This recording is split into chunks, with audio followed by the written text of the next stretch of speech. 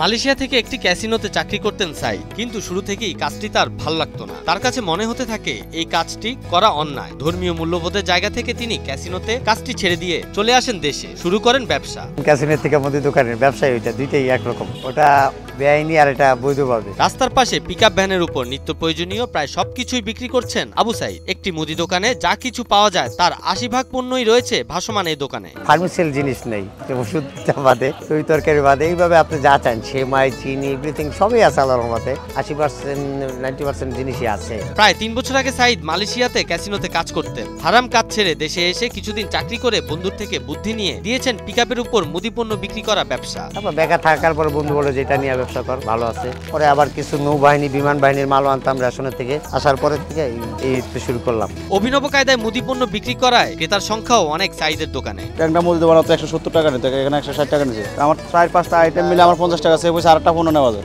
সাইদ ছাড়াও তার দোকানে রয়েছে আরো একজন কর্মচারী। প্রতিদিন সকাল ৯টা থেকে রাত ১০টা পর্যন্ত দুজনে মিলে বিক্রি করেন নানান ধরনের পণ্য। সকাল ৯টা থেকে একটা বন্ধু ২২ তলার সামনে, ৫টা থেকে রাত ১০টা পর্যন্ত। অল্প সময়ের মধ্যে ব্যাপক সুনাম কুড়িয়েছেন তিনি। একটু ভাইয়ের কাছ থেকে একটু সেফ হয়, একটু দামে সেফ হয়। প্রায় প্রতিটি পণ্যই সাইদ কম দামে বিক্রি করছেন বেশি পণ্য বিক্রি করার জন্য। অল্প লাভে বেশি বিক্রি করাই তার উদ্দেশ্য।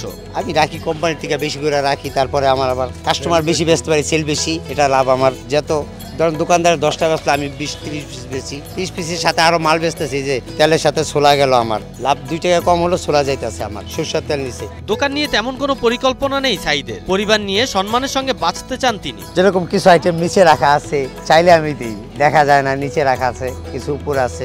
সব আইটেম তো ডিসপ্লে করা সম্ভব না, অনেক আইটেম ভিতরে রাখা আছে। যেরকম এটা একটা চকির নিচে অনেকগুলো আইটেমও রাখা আছে। জিরা মশলা আইটেমটা যেরকম দেখা যায় না, ওটা নিচে রাখা, তো চাইলে দেওয়া লাগে। সাকিব সোহান, নিউজ 24।